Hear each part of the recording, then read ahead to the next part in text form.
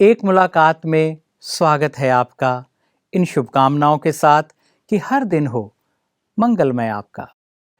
एक मुलाकात में हर बार हम आपसे किसी विशेष व्यक्तित्व को मिलाते हैं, लाते हैं उनके जीवन के अनुभवों को और लाते हैं उनके जीवन की मिठास, ताकि बेहतर हो आपका जीवन और जागे आप में उत्तम विश्वास।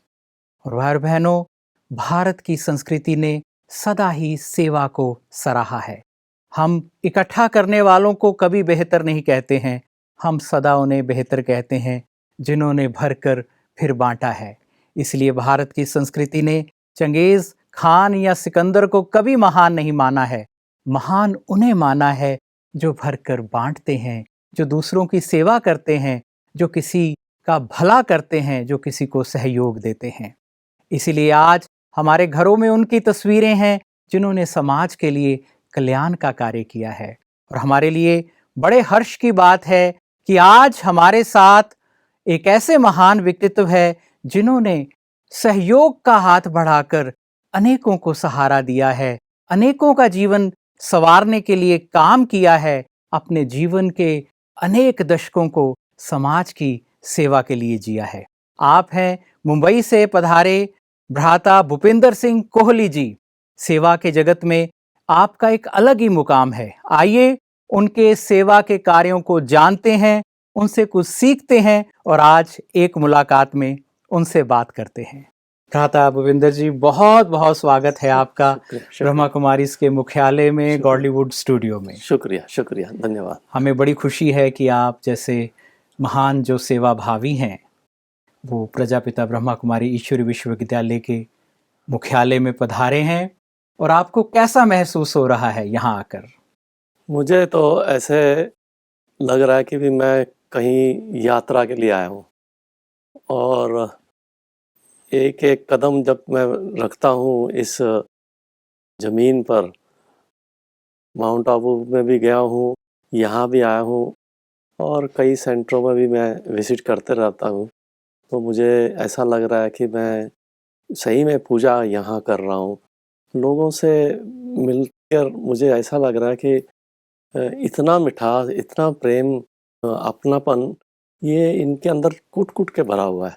और ऐसा कभी महसूस नहीं होने दिया कि हम उस जनरल जो पब्लिक में से आए हैं और इनकी परिवार के बीच में रह के एक परिवार के जैसा मुझे यहाँ महसूस हो रहा था।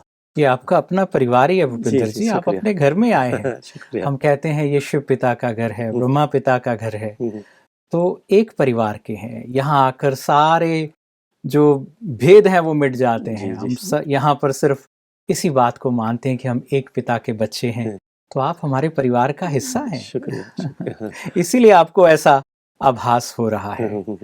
और यहाँ की आध्यात्मिकता की जो शक्ति है वो अपनेपन का आभास तो कराती है। वैसे भी कहते हैं जो योगी होते हैं वो ऐसे प्रेम भाव से, ऐसे भावों से भर जाते हैं कि उन्हें सारा जग अपना लगता है। इसलिए यहाँ आपको सबसे मिलकर अपनापन लग रहा है। जी। मैं आपसे जानना चाहूँगा कि कैसे आपने सेवा का कार्य शुरू किया। हम आपसे और भी जानेंगे क्योंकि इतने सारे प्रोजेक्ट्स पर आप काम कर रहे हैं। पर पहला प्रश्न मैं यही पूछना चाहूँगा बातचीत में कि इस लूटने वाले जगत में ये बांटने का शौक कैसे आ गया? क्योंकि ये मेरी प्रैक्टिकल तजुर्बा आपसे शेयर कर रहा हूँ, जो हड बीती, पंजाबी में उसको बोलते हैं हड बीती। आप बीती, जग बीती वाला नहीं है, मेरे से हड बीती। तो ये 82, 82, 83 के आसपास की बात होगी। जब मैं ऑफिस के लिए निकल रहा था तो स्टेशन पे खड़ा मुझे रेलवे ट्रैक में एक पेंसिल नज़र आई। तो मैंने वो पेंसिल नहीं, पूरी की पूरी पेंसिल की जैसे थी, उठा ली। तो मेरे पीछे से एक बच्चे ने, करीबन 8-9 साल का होगा, मैले से कपड़े, गरीब की हालत में, मेरी पैंट खींच के मुझसे वो पेंसिल मांग रहा था जी। तो मैंने पेंसिल उसको दे दी। उसने वहीं से कहीं रद्दी पेपर उठाए और उसके ऊपर स्क्रिबल करने लग गया। तो मैं सोच रहा था कि इस बच्चे में उस लाइनों में भी इसको अल्फ़ाबेट नज़र आ रहे थे। शौक़ था पढ़ने का, पर मजबूरी कारण नहीं पढ़ रहा था। पर वो लाइनें में ही वो अपना ABC पढ़ रहा था या जो भी लैंग्वेज पढ़ रहा था। तो उस दिन से मेरा ये मिशन शुरू हुआ कि मैं हर चीज़ जमा करके, पर्टिकुलरली एजुकेशन के लिए जमा करके ऐसे बच्चों में जाके बाँटूँ जो पढ़ने की भावना रखते हैं जी। पर असमर्थ हैं किसी वजह से। भले वो ऑर्फन्स हों, भले वो गरीब हों, तो ऐसे बच्चों में ये स्टेशनरी आइटम्स, पढ़ाई के आइटम्स बाँट के उनको विद्या का दान जो सर्वदान होता है, जैसे गुरु नानक की वाणी है कि विद्या विचारिता परोपकारी। जी। तो उस हिसाब से मैंने ये कोशिश की कि बच्चों को पढ़ने के लिए जो साधन मुहैया करा सकता हूँ, कराने की कोशिश की और कई बच्चे उसमें से पढ़ के आज अपनी-अपनी एक मुकाम पे पहुँचे हैं और मुझे उनको देख के मुझे ज़्यादा खुशी होती है कि मुझे लगता है मैं ही पढ़ लिखा हूँ, वो तो अभी भी अच्छी-अच्छी ओहदे पे पहुँचे हुए हैं, तो मुझे बड़ी खुशी होती है इससे। तो 1982 से भूपेंद्र जी आप में ये सेवा का थोड़ा जज्बा और जाग गया। वैसे तो गुरु के हर सिख में सेवा भाव होता ही है। तो कितने बच्चों को पढ़ाने में आपने आज तक मदद की है और आप और किस-किस तरह से मदद कर रहे हैं, मैं आपसे आपके मुख से ही जानना चाहूँगा। वैसे तो शुरू-शुरू में तो डाटा नहीं रखता था। जी। ये अभी कुछ सालों से ही रखना शुरू किया है कि बच्चों का डिटेल, पर अंदाज से साल के अंदर नहीं करते कि 40 से 50 बच्चों की एजुकेशन का स्पॉन्सरशिप होता है हर साल? हर साल। 1982 से ये नहीं, आपने तब कम होगा, कम था, ये अभी की बात अब कर की रहा हूँ। बात है। तो उसमें करीबन 70-80% के आसपास बच्चे अच्छी मुकाम पे पहुंच गए हैं और उनसे संपर्क भी रहता है और आज वही बच्चे अगले बच्चों को पढ़ाने के लिए अपना कंट्रीब्यूशन करते हैं, मतलब एक चेन बन गई जी। है। और जो सबसे ज़्यादा जो हमने विशेष बात आपके लिए सुनी, जो आपने ये एक प्रोजेक्ट चलाया कि जिसके पास भी जो पुरानी चीज़ें हैं, वो अगर आप तक पहुंचा दें या आप उनके घर से कलेक्ट कर लेते थे जो उनकी ज़रूरत की नहीं है, और वो आप किसी ऐसे व्यक्ति तक पहुंचाते थे या ऐसी संस्था तक पहुंचाते थे कि वो ज़रूरतमंद तक पहुंच सके। मैं उसके बारे में भी आपसे जानना चाहूँगा।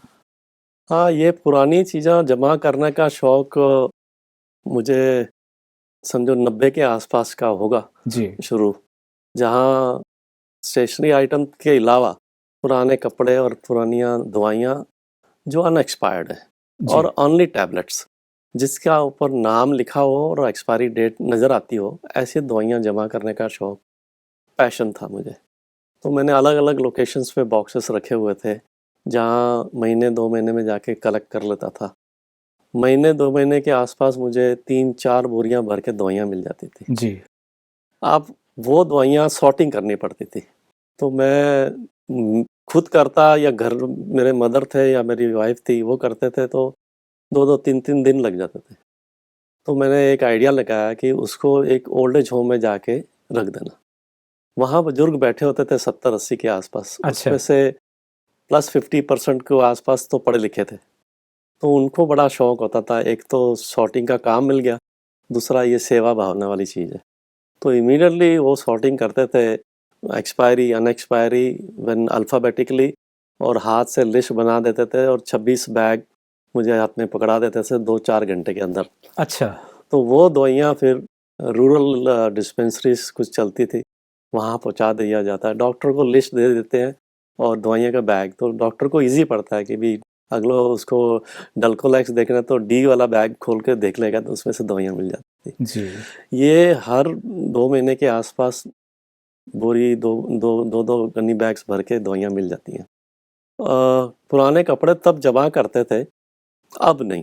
अब जमा करते हैं लेकिन उनको डायरेक्टली पहुँचाने के लिए बोल देते हैं, क्योंकि बॉम्बे जैसे ट्रैवलिंग इज़ वेरी डिफ़िकल्ट। जी। तो मुझे 4 कपड़े लेने के लिए 40 किलोमीटर ड्राइव हाँ करना जी। पड़ता है। हाँ। तो उनको फिर मैं नियरेस्ट जो भी अनफॉर्चुनेट होम है या ज़रूरतमंद है, तो या मेरे पास पहुँचा सकते हैं, तो फिर मैं ले लेता हूँ।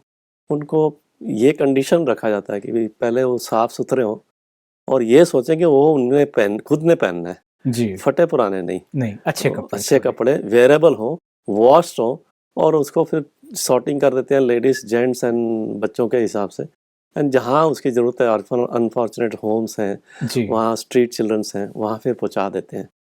पहले-पहले एक जगह पे रख देते थे किसी एक दिन, जब आज से 21 साल पहले की बात है, 15 से 20 साल।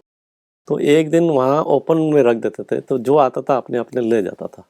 जी। तो अब वो फिर होम्स में, अनफॉर्चुनेट होम्स में तो अभी पहुँचाने। तक वो कार्य चल ही रहा है, जी, जी, मेडिसिन्स जी। वाला, और वो चल मेडिसिन ही तो रहा रेगुलर चल रहा है, है, रेगुलर चल रहा है मेडिसिन चल रहा कि है। ज़रूरतमंद तक मेडिसिन्स हाँ, कईयों के पास पड़ी रहती हैं, ऐसी किसी काम की नहीं, और सही जगह जी, जी। पहुँच जाए तो कितनी अच्छी बात है। आपके लिए एक केरोसिन है, मेरे लिए एक केरोसिन ₹1 है। तो जी। ऐसे कॉस्टिंग नहीं करता हूँ, बस एक एस्टिमेट निकालता हूँ। जैसे हर साल मार्च, अप्रैल के बाद बच्चों की स्कूल जब भी एग्ज़ाम हो जाते हैं, तो मेरे 15-20 स्कूलों से मेरा संपर्क रहता है। हर क्लास के बच्चों को ये रिक्वेस्ट किया जाता है कि आपके नोटबुक में जितने पेजेस बचे हैं, खाली बचे हैं। हाँ जी, इर्रेस्पेक्टिव वो सिंगल लाइन है, डबल लाइन है, क्रॉस वाले हैं, आप उसको फाड़ के दीजिए। अच्छी तरह फाड़ के देते हैं। और वो average wise per year I collect about 50 odd thousand notebook pages. 50,000 अगर 100 पेज की भी एक बुक हो तो 500 नोटबुकें बन जाती हैं। जी। अगर वो 10 रुपए की भी एक बुक हो तो 5,000 के मेरे के आसपास की बुक्स आ जाते हैं।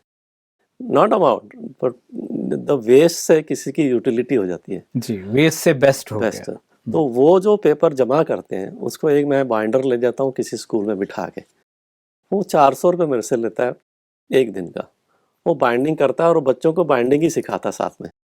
तो बच्चे बड़े शौक से बाइंडिंग सीखते भी हैं, और जिसने बाइंडिंग सीखी की और उसकी बुक उसकी। तो ऐसे साल में 500-700 के आसपास बुक्स का पेपर जमा हो जाता तो बहुत अच्छी है। आपने एक कार्रवाई की हुई है सारी शुरू, जो इतनी दूर तक पहुंचती है, घर घर से बच्चों से जो खाली कागज़ लिए जाते हैं स्कूल्स से और उनको ज़रूरतमंद तक पहुंचाया जाता है। भूपेंद्र जी, आपको देख के एक सच्चे सिख का आभास होता है। हम सुनते थे कि जो सिखों के सिर पे पगड़ी है, वो पगड़ी नहीं, जिम्मेवारी का ताज है, और आप एक जिम्मेवार एसबीआई के ऑफिसर भी रहे हैं। तो साथ साथ ये कार्य करते हुए आपको कभी ऐसा नहीं लगा कि मेरा वक्त जो है, मुझे जो है वो इसको करने की छुट्टी नहीं दे रहा है, या मेरे पास वक्त कम है, या आपको ऐसा महसूस नहीं हुआ कभी? कभी महसूस मुझे नहीं हुआ, इसलिए क्योंकि मैं छोटा सा लेख लिखता हूँ, तो एक किताब में ये मेरा आर्टिकल है, उसमें लिखा हुआ है, तो समाज सेवा अगर करने के लिए किसी को कहो ना, तो बॉम्बे जैसे शहरों में जो मेट्रोपॉलिटन सिटीज़ में वो अपने 5 रीज़न बताता है। मैं उसको 5 बहाने समझता हूँ। सबसे पहला है कि मेरे पास टाइम नहीं है। जी। आपके पास भी 24 घंटे हैं, मेरे पास भी 24 घंटे हैं। आपका भी परिवार है, मेरा भी परिवार है। आप भी जॉब करते हो, मैं भी करता हूँ जॉब। लेकिन एक्स्ट्रा क्या है? तो मेरी वो बुक का नाम ही है द एवरीडे एंड बियॉन्ड। रोज़मर्रा की ज़िंदगी के अलावा आपने क्या करना है? ये अगर हम बोलते हैं कि दसवंध निकालना चाहिए पैसों का सेवा के लिए, मैं सोचता हूँ पैसों के अलावा आपको टाइम का दसवंध निकालना चाहिए। जी। भले वो 1 मिनट का हो। तो कुछ ऐसे कार्य हैं जिसके लिए टाइम लगता ही नहीं है। अगले अगले इस एपिसोड में बोलते रहूँगा कि टाइम की ज़रूरत नहीं है। दूसरा है पैसा। आपको अभी मैंने 3 प्रोजेक्ट बताए, इसमें तो पैसा लगा ही नहीं। ना दवाइयों का, ना बुक्स का और ना कपड़ों का। तो ऐसे बहुत सारे काम हैं जो जहाँ पैसे नहीं लगते हैं। पैसा ज़रूरी है, पर पैसा ही ज़रूरी है, नहीं है, ये ज़रूर मानता मतलब नहीं। जहाँ चाह है वहाँ फिर राह निकल ही आती, निकल बस आप में चाह जागनी जी, चाहिए। जी, जी। और फिर तीसरा वो बोलते हैं कि भी मेरी कोई संस्था नहीं है, मेरे पास मैन पावर नहीं है। मैं तो वन मैन आर्मी हूँ। I don't need any organisation, I don't need any any team to do.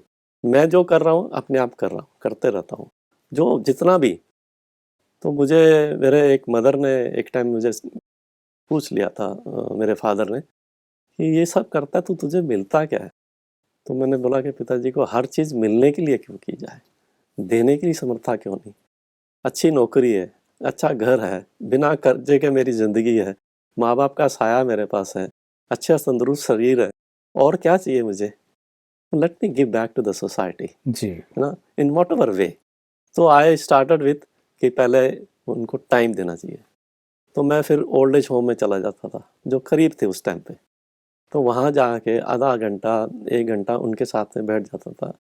करता कुछ नहीं था, मैं सिर्फ हाथ पकड़ लेता था किसी बुजुर्ग का या लेडी का या जेंट्स का, और ऐसे होल्ड करता था, वो अपना दूसरा हाथ मेरे ऊपर रख देते हैं ताकि छोड़ के जाए नहीं। 2-5 मिनट, 10 मिनट, 15 मिनट ऐसे ही बैठे रहते हैं बिना कुछ बात किए।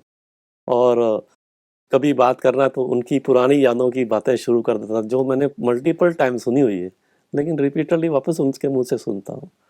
तो वो एक टाइम है ना जो उनको चाहिए रहता है। मेरे मदर है, वो अभी 96 के हैं।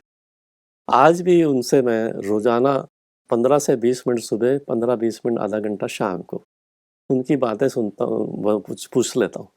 और वो प्री पार्टीशन की बातें करते हैं जो मैंने हज़ारों टाइम सुनी हुई है, लेकिन मैं फिर भी उससे पूछ रहा हूँ। अब उसका बेनिफिट ये होता है, एक तो उसके मन का भाव निकलता है, कोई सुन रहा है मेरा। दूसरे, वो बोलने से उसके जबड़े की एक्सरसाइज होती है, एक्सरसाइज करती है, हाथों को हिला के जी। समझाती है वहाँ के। तो ये बेनिफिट है छोटे आई छोटे। थिंक जो बुजुर्ग पेरेंट्स हैं उनके साथ बैठना भी सेवा का हिस्सा है, जी जी जी इसमें भी पुण्य जमा होता जी है। जी जी जी। और तो सब बेनिफिट्स हैं ही हैं, लेकिन ये बहुत बड़ा ज़रूरी कार्य है आज के युग में। बच्चों के पास बड़ों के लिए टाइम नहीं है नहीं नहीं। कि उनके पास बैठना भी आप कमाई कर रहे हो, वो कमाई का हिस्सा है। जी जी जी तो कितने आप ओल्ड एज होम जो हैं अभी उनसे जुड़े हुए हैं? आपने हमारा ब्रह्मा कुमारीज़ का ओल्ड एज होम देखा है, जी शिवमणि होम जी जी। यहाँ भी बनाया है, हाँ जी हाँ जी। जहाँ पे बुजुर्गों का थोड़ा बड़ा ध्यान रखा जाता है। हाँ उन्हें बहुत तरह की ट्रेनिंग दी जाती है, उनको बिजी रखा जाता है, ज्ञान योग मेडिटेशन का बहुत अच्छा माहौल है, और आपने देखा है उसे। जी जी तो हमें बड़ी खुशी है क्योंकि प्रजापिता ब्रह्मा कुमारी ईश्वर विश्वविद्यालय के जो हमारे भाई बहनें हैं, विद्यार्थी हैं, वो सारे विंग्स के साथ जुड़े हैं, सारे वर्गों के साथ जुड़े हैं। हमारे ऐसे विंग्स हैं 20 से ज़्यादा, जो समाज के अलग अलग हिस्सों में जाकर सेवा करते हैं। और हम भी जब ऐसे किसी विशेष अपने भाई को देखते हैं जिसके अंदर सेवा का जज्बा है, तो हमें और खुशी होती है। तो आपके कितने आप अभी ओल्ड एज होम हैं जिनसे आप जुड़े हुए हैं? रफली 95-96 से जुड़ा हूँ। और 3 ऐसे हैं जो बॉम्बे में हैं, जी। बॉम्बे या इर्द गिर्द, हाँ बॉम्बे जी। से आउटर स्केच पे, और एक है पटियाला में। तो इनसे मेरा संपर्क रहता है। बॉम्बे में एक जगह पे 90 के आसपास है, एक जगह पे 78 है, और तीसरी जगह पे 82-83 के आसपास है, मेल फीमेल मिला के। जी। तो उनसे रोज़ाना तो नहीं जाया जाता, पर अल्टरनेट वीक में एक-एक आश्रम में जाता हूँ कि आज इधर चला, क्योंकि बॉम्बे की ट्रैवलिंग बड़ी लंबी लंबी दूरी है है, और ये बड़े दूर-दूर है पर मेरे आप घर से। समय निकाल कर जाते हैं, उनकी ज़रूरतों को समझते हैं, उन्हें सहयोग देते हैं। हाँ जी, हाँ ये भी जी। जी, जी। बहुत बड़ी बात है। आपने बड़ा अच्छा कहा कि आपके दिल के भाव हैं कि कुछ दिया जाए, वापस दिया जाए, है ना? देखिए, प्रकृति को देखिए, इतनी हमें वो हर चीज़ देती है। प्रकृति के अंदर इतना है कि वो जितना लेती उससे ज़्यादा हमें जी, एक जी। वृक्ष भी दे देता है। अगर वो पहले शक्ति लेता है खिलने के लिए, हुँ, लेकिन उसकी यात्रा तब तक पूरी नहीं होती जब तक वो फूल मिल बाँट नहीं देता है। सही। तो छाया भी देता है, तो फल भी देता है। हाँ, तो हमें पता लगा प्रकृति से भी आपका बड़ा प्यार है। आप अलग-अलग इतने प्रोजेक्ट्स पे काम कर रहे हैं, तो उसमें आपका क्या कार्य चल रहा है? झाड़-पौधे लगाने का शौक तो पहले से ही था, पर प्रैक्टिकल उसको शेप देने के लिए 2019 से मैंने शुरू किया प्लांटेशन ड्राइव। जून मिड से लेके अगस्त मिड तक 2 महीने ये प्लांटेशन ड्राइव होती है। एवरेज वाइज़ जो मेरा टारगेट होता है, वो होता है 500 झाड़ लगाने, हर साल? हर साल। जी। और इस साल 2024-25 में 972 झाड़ लगा दिए। लेकिन इसके अलग थीम है झाड़ वृक्ष लगाने की। हर साल एक अलग-अलग लोकेशन पकड़ता हूँ। जी। शुरू में मैंने स्कूल, कॉलेजेस पकड़े। दूसरे साल मैंने हॉस्पिटल और मेडिकल केयर्स पकड़े। तीसरे साल सारे धार्मिक स्थानों को पकड़ा है सर। चौथे साल ओपन एरियाज पकड़े। जहाँ स्कूल और कॉलेजेस में झाड़ लगाते हैं, तो इस साल एक बॉटनिकल गार्डन बनाया एक पंजाब के एक छोटे से कस्बे में। तो वहाँ 205 झाड़ लगाए। हर झाड़ को एक बच्चे का नाम आगे नेम प्लेट लगा के दिया जाता है कि भी ये पेड़ तेरा है। इसके 1 फुट के इर्द-गिर्द आपने जगह साफ रखनी है, और इसको जून, जुलाई से लेकर दिसंबर तक पानी आपने डालना है। उसके बाद रिस्पॉन्सिबिलिटी गार्डनर तो पहले भी केयर करता है, रिस्पॉन्सिबिलिटी गार्डनर की एक्सक्लूसिवली हो जाती है। पहले आपकी जिम्मेवारी खाली जून से दिसंबर 6 महीने है, जी प्लस सफाई। ऑटोमेटिकली 200 झाड़ लगाए तो 200 फुट जगह साफ हो गई। उस बच्चे को सफाई की एक आदत पड़ गई। सफाई से ज्यादा प्रकृति के साथ जुड़ने का जी, संस्कार, ठीक है। पालना देने का, किसी को हाँ, पालना है तो आपको पानी देना है, जी, नरिश जी, करना जी। पड़ता है वो, हाँ, नहीं तो बिना किए कुछ नहीं मिलता। आपको किसी को बढ़ाना है जी, तो जी। नरिश करना है, तो बहुत तो बच्चों में आप अच्छा जज्बा जगा रहे हैं। फिर वो पानी डालते हैं दिसंबर तक। फिर दिसंबर में मैं यहाँ से जहाँ भी झाड़ लगाने की होती जी है वहाँ फिर ट्री सर्टिफिकेट भेजता हूँ बॉम्बे से ही उस बच्चे के नाम का। वो झाड़ का प्लांट का नंबर, उस बच्चे का नाम is the same with the certificate number, जी, और वो 26 जनवरी को फ्लैग थोड़ा एप्रिसिएशन भी, उनकी उनको अंदर अच्छे संस्कार भी जी जगाए और एप्रिशिएट भी किया हाँ उनको। हाँ जी। और करीबन करीबन इस फॉलोअप भी रहता है झाड़ों का। हमारे मेरा गार्डनर फिक्स जाता है और 85+% की सर्वाइवल है अभी तक। जी तो सिर्फ जहाँ लगाया उन्होंने उस नंबर बोलना है कि फलाना नंबर 353 नंबर झाड़ खराब हो गया। मुझे पता है कि 353 नंबर झाड़ कहाँ लगाया, कब लगाया और क्या लगाया, वो पूरा डाटा है। तो हमारा प्लांट गार्डनर वहाँ जाके उसको या तो रिपेयर या रिप्लेस करता है। और आपके इन स्वभावों को जानकर, आपको यहाँ गॉलीवुड स्टूडियो में पाकर हमें बहुत अच्छा लगा है। भूपिंदर जी, आपका बहुत बहुत शुक्रिया यहाँ आने के लिए और सब में सेवा का ऐसा जज्बा जगाने के लिए, और आपकी सेवामयी जिंदगी को हमारा बहुत बहुत नमस्कार है। धन्यवाद, शुक्रिया, धन्यवाद। तो भाई बहनों, आज आपने एक मुलाकात में मुलाकात की भूपिंदर सिंह कोहली जी से। मुंबई से आप पधारे, सेवा के भावों से आप भरे हैं। आपने उनके अनुभवों को, उनके सेवा के कार्यों को जाना। ऐसे जो ज्योति से जगे हुए दीपक हैं, उनसे मिलकर सदा एक और जोग जागती है। उनमें सेवा भाव है, उनसे मिलकर आज हमारे अंदर सेवा के और भाव जागे हैं। और कभी कभी दर दर भटकने से नहीं मिलता है भगवान। जब आप सेवा से भरकर किसी की सेवा करते हैं तो स्वयं आपके पास चलकर आ जाता है भगवान, और आप पा जाते हैं सारा आसमान। तो सेवा के भावों से भरकर आप इतने भरे रहें कि आप अपने जीवन में सब तरह की सफलता पाएं, जीवन को आप अपने आगे बढ़ाएं और सेवा के भाव से जीवन के सर्व सुखों को, ऊंचे सुकून को पाएं। ऐसी बहुत सारी शुभकामनाओं के साथ आपसे इजाजत लेते हैं। ओम शांति, नमस्कार।